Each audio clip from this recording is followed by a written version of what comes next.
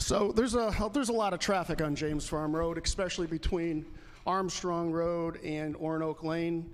It is not necessarily Sikorsky aircraft traffic. In fact, not much of it is Sikorsky aircraft traffic during most of the day. Sikorsky aircraft runs on shifts typically. The traffic is running from Bridgeport Avenue, Shelton, Connecticut, to Milford, Connecticut. It's a cut through, and it's all day long, and it's awful. But to get past that, I thought I'd show you some videos, some of the traffic conditions. I wasn't going to stand out there all night long, but I'll start with one from a morning shot. The subject property driveway is right here.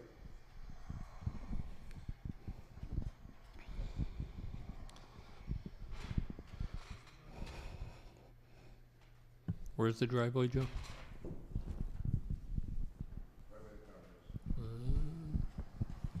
Gotcha.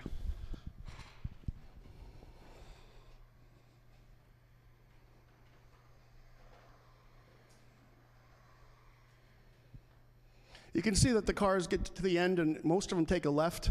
That's the cut through. Most of them that come to the stop sign take a right at Oronoque Lane, take a right because the stop sign is here. And most of these are taken from the same place, basically at the north trail gate on James Farm Road from Oronoque Village. There's another one in the morning. Oh, that's not the morning. There's one in the morning.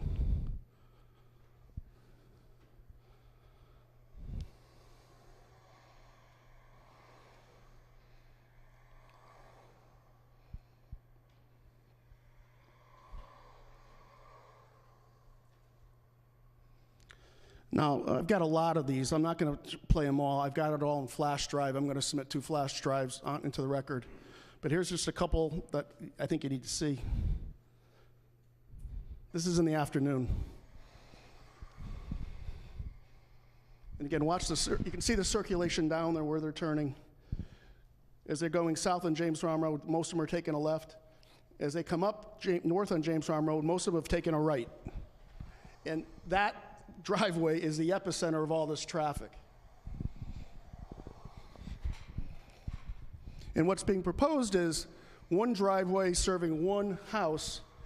What's being proposed, though, is one driveway serving now 25 units, with as many as 100 parking spaces, which likely means as many as 100 trips in and out, not including the delivery vehicles, not including the garbage truck, not including visitors and friends, not including maintenance workers.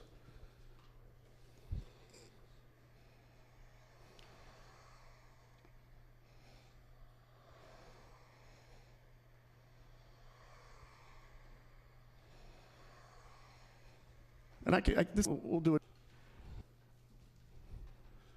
So this is the traffic conditions that all these cars egressing and ingressing from 170 James Farm Road would have to contend with.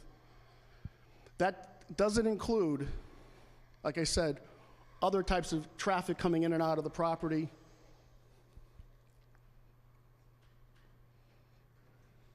What time of day is that? That's probably around 5. I got there at 4:30, so it's between 4:30 and 5, whatever. I don't know what time exactly after that. There are lulls in the traffic during the day, certainly, but it is a very constant flow on that road through most of the day.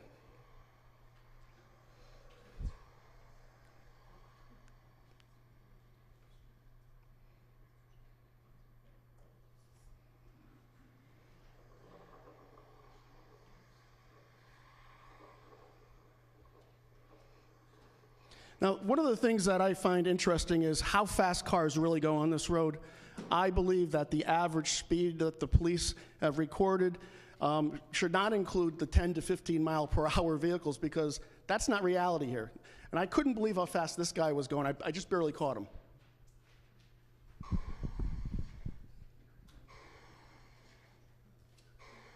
I mean, it was crazy how fast it was. That's heading right for that driveway. Well, he was here before. So this is what we're dealing with in James Farm Road. It is a nightmare, and any traffic consultant that's really studied this hasn't really given this credibility or value. The speeds are excessive, and I don't want some lawyer standing up and saying, "Oh, it's an enforcement issue." Well, let me tell you what, that's a pretty callous remark, because when somebody gets killed at this intersection, you're going to blame it on the police department? No, it's a condition that's been created, and it's not going to go away even with heavy enforcement. It's a dangerous situation, and you're being asked to allow hundreds of cars, I don't know how many cars, in and out during the day. Hundreds, maybe. It's not a fair thing for this commission to have to deal with when I don't think proper evaluation has been done on the actual conditions that exist today. Okay. Mr. Chairman? Mr. Chairman? Yes, Mr. Salibi. Through you to Mr. Kubik. So, as you've shown here, and being this is my district, I'm somewhat familiar with the area, you've been taking it from the property looking south. Correct. So if somebody were in that lane going south and wanted to make a left-hand turn in the property, and I think you illustrated it very well, but I want to point it out, there's no other lane, and the road is narrow enough so that you would not be able to make cars behind the one that wanted to turn would not be able to get around it and go around this. So all the traffic would get backed up. Would that be a fair assumption? It happens all the time. When the school bus stops to load up kids, there is a train of cars behind it.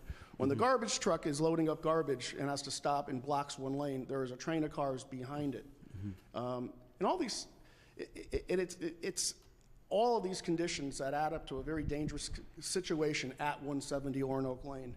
And I'm glad you guys took a look at that. But once again, enforcement, if it's suggested to you that enforcement is the problem, I contend to you that that is an awful approach to take, because it's suggesting that it's not their problem. Well, they're coming to a 1 acre zone piece of property seeking to put on a piece of land that is serviced by, one house that is serviced, one driveway serviced by, that services one house, and asking you to increase it by 25-fold, actually even more, because Jean Sikelski has one car and she lives alone now. And the traffic coming in and out of her driveway is almost, well, de minimis. So I think if there's not any other questions, I'll turn this off and get back. Jim?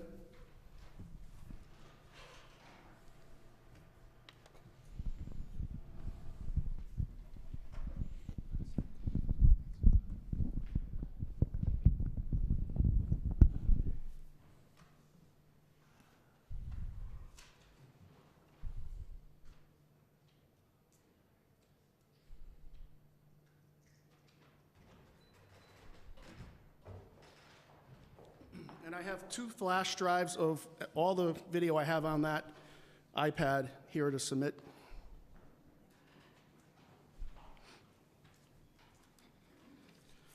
Once again, the average speed likely doesn't include cars pulling in and out of driveways, mail trucks stopping, slowing to stop, school bus traffic, garbage trucks pulling over to pick up trash, UPS trucks, and so forth. The average speed is going to be greater than 36.8 miles per hour. It certainly is.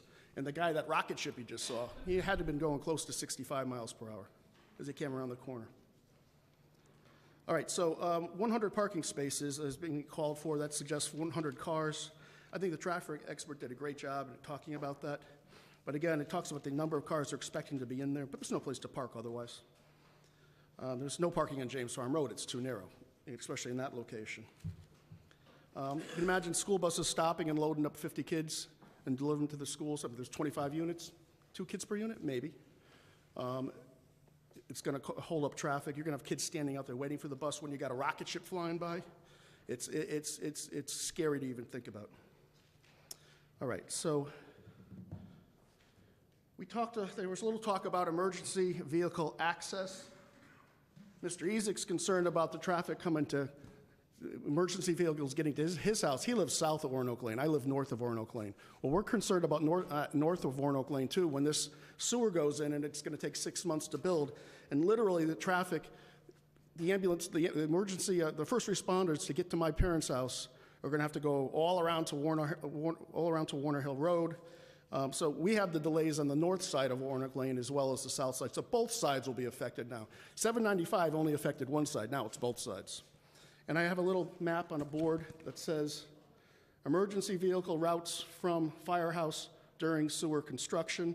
And the pink shows the different routes to get to north of Warnock Lane and south of Warnock Lane.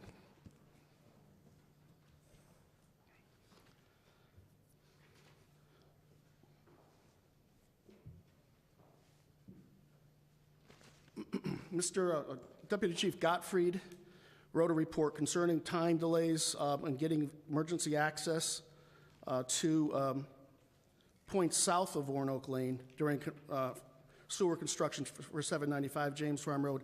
I think the report still says quite a bit about delays of first responders. So I'm submitting that into the record. As in the other projects, we submitted an article concerning emergency medical system response times and how they relate to health and safety. Delays are likely, it's logical, a layperson can figure this out. If it takes longer for the first responders to get to someone who's suffering, it's likely to have negative effects on that person's recovery. Car crashes. There's more car crashes. My brother Bob just pulled out of his driveway, my parents' driveway, about 4 months ago, and a car came flying down James Farm Road at a high rate of speed, and there was a crash. Luckily, no one was hurt. But it's happening. It's going to happen more, and it's certainly at 170 James Farm Road. I mentioned that the Sikorsky aircraft traffic isn't the big offender. It's all the cut-throughs that Stratford gets no benefit for. They're not stopping and spending money. I also contend that applicant's construction expert did not consider the issues when construction's ongoing, including the sewer construction. This kind of project puts a lot of people in that location on James Farm Road in Hazard's Way, and it is clearly a public safety issue. Also, Northgate is chained for a couple of reasons. One, they didn't want cut-throughs going through. But also they found that the traffic left and right could be hazardous of pulling out of there. Public transportation. You've seen these letters before. The GBTA, which is the Greater Bridgeport Transit Authority, which I am a commissioner of. The director of the CEO of GPT wrote a letter explaining how there is no intent or plans to bring bus service onto James Farm Road. The nearest bus service is at the corner of Warnock Lane and North Main Street, right in front of Sikorsky Aircraft. I, as a commissioner, can tell you that there has been no discussions and no plans to bring public buses onto James Farm Road. The second page of that document is the radius of the GBT axis, which are the mini buses, which will go off the main bus routes, but they'll only go 3/4 of a mile. So how far is the bus stop at North Main Street from 170 James Farm Road? Well, it's 1.2 miles. GBT access is not going to 170 James Farm Road. So how far is the nearest school from 170 Warnock Lane? Well, I'll tell you, it's 1.2 miles. So you're not likely to see, in the nearest school's Chapel Street School, you're not likely to see kids walking from 170 Warnock Lane to Chapel Street or Flood. That's just not going to happen. So how far is the proposed affordable project from the nearest supermarket? Well, I'll tell you. It is 1.8 miles away. It would take 35 minutes for an average person to walk the 1.8 miles to get their groceries and then walk back. Let's face it, this is supposed to be an affordable project, right? So people that don't have a lot of money can live in the north end like all the rich people, but if they're so deprived, then they probably don't have cars. So wouldn't it be suitable for an affordable project to be near a bus line, public transportation? There is no public transportation or service here.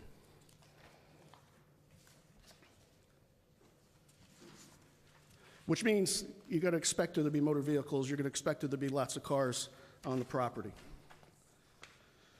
All right, so let's talk about the environment a little bit. I think that I'm going to talk a little bit about the wetlands too.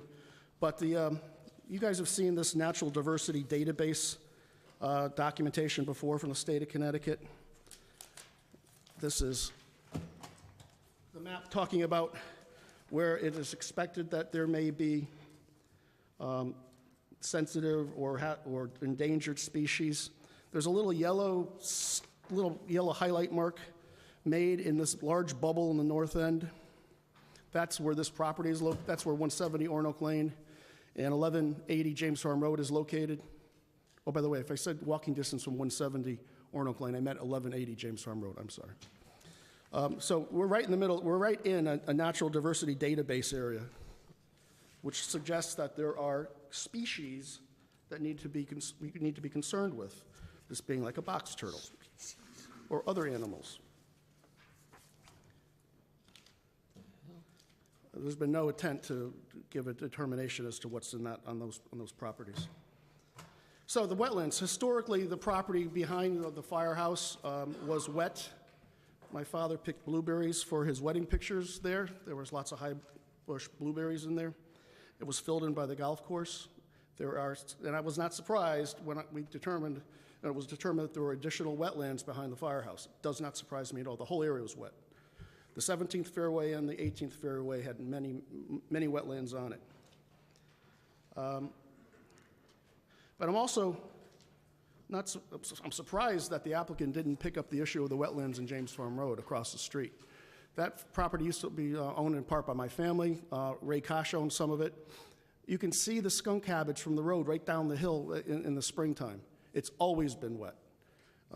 A huge concern is what's going to go into that wetland now. You got 25 units with 50 cars, maybe 50 cars. They're washing their cars every year, every week. There's pesticides, there's gasoline, there's oil, there's salt, there's other pollutants. It's all going to go into that water system and get dumped across James Farm Road into a very sensitive area that feeds other very sensitive areas in our forest. It's going to happen. It's, in fact, a terrible plan that it was even proposed like that. I don't think they knew about it. I don't think they knew about the wetlands. But you can see it from the road. If you drive by, if you drive by today, you can see that it's wet down there. Okay. There's also not been a lot of discussion about the MTBEs, which is the gasoline. The health director discussed it. The residents are concerned about what's going to happen there. And no investigation was done by the applicant as to the impacts. They're still monitoring wells on the driving range of the golf course. So they're still being tested. All right, so I spoke to Michael Sikelski. And I said, hey, Mike, where's the ledge on your property? And he said, oh, it's right over here, right where they want to put their driveway. It's also 30 feet from 1160 James Farm Road. The woman who spoke today earlier, she owns that house.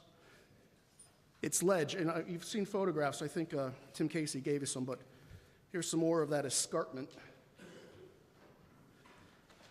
It's at least 5 feet above the road that ground level is. It's probably 6 feet on top of behind the stone wall. That's where the ledge is. Now, beneath that, they want to build a road that comes down to build a driveway that comes down to the road. They also want to install sewer, they want to install gas, water, everything there. So the concern about blasting is huge and real. You can ask Steve Bellis about blasting and how it can affect wells. He knows about it.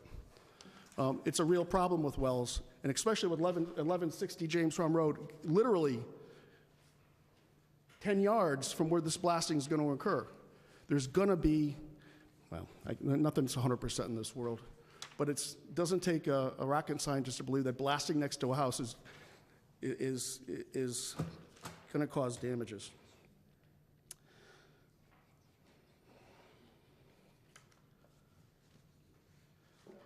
How about recreation? 25 units, right? Look how close they are. Where's the recreational space? There isn't any. Tudor Ridge, Farm Mill, they have recreational space. There's pools, there's tennis courts. I know Tudor Ridge has a pool, and I think there is a rec exercise area, a common area. And I know Farm Hill has tennis courts, pool, clubhouse. So they have these recreational areas there for the children, things for the children to do. Let's say there's 2 kids in each house. What are 50 kids going to do on this on a nice day? Where are they going to go? Well, I bet you they're going to go onto the golf course. I bet you they're going to be playing in the street, or you really can't play in James Farm Road because you'll get killed. So where are these kids going to vent their needs? There's no plans for that, and it's actually ridiculous. Let's talk about the golf course. Now, I'm a terrible golfer. I have sliced my balls where these houses are planted. There's a lot of terrible golfers. It's the 18th hole. They're fatigued. As Slice City, if you want to find golf balls, you walk along that fairway, into the woods of that fairway. So golf balls flying in are going to hit people, break windows. It's going to be probably awful. These houses Get better golfers. are proposed to be 10 feet away from them, each 10 feet away. So this is 10 feet. That's how close they're going to be. You can see it's ludicrous, the plan. Certainly they have green space, but yeah, they got green space between 2 houses that are 10 feet away. I don't really consider that green space. In fact, I don't know how the green space is going to get any sun, because the sun comes up on the east and sets in the west, and most of those houses will be blocked. And plan of development. I agree that this plan is inconsistent with the plan of development. Mr. Sulhavy and I are authors of this, well, there's others, but authors of this plan of development. This proposal is inconsistent with this plan. And I'm sure Mr. Sulhavy will concur with that, having helped write it. So, you know, Mr. Henrik mentioned snow removal. I mean, it's crazy, right? How about garbage? You know, they throw in a few dumpsters. Really? 2 dumpsters for 25 units? How often is that going to be picked up? How are the trucks going to take that trash out of there? Given the turning radiuses. It is ludicrous. So, we contend that given the public safety issues, the health issues, the environmental concerns, that they outweigh the need for the proposed affordable housing project at this site. We believe that sufficient evidence has been presented, including expert witness testimony, to establish that there's not just a mere theoretical possibility, but more likely a probability that all these concerns will be caused by this project. And we believe that you would be justified in denying this petition. It only provides for 8 affordable units at 25. I mean, is that really worth this kind of risk to the environment, the safety, public safety? I contend it's not. You know that judges have ruled that not all affordable projects are suitable for specific sites. This one's not suitable, so we request that you deny it. Thank you. Any questions for Mr. Kubik? You good? Nope. You got off easy, too. God, I don't know what the deal is here. Mr. Bellis. Your turn for rebuttal.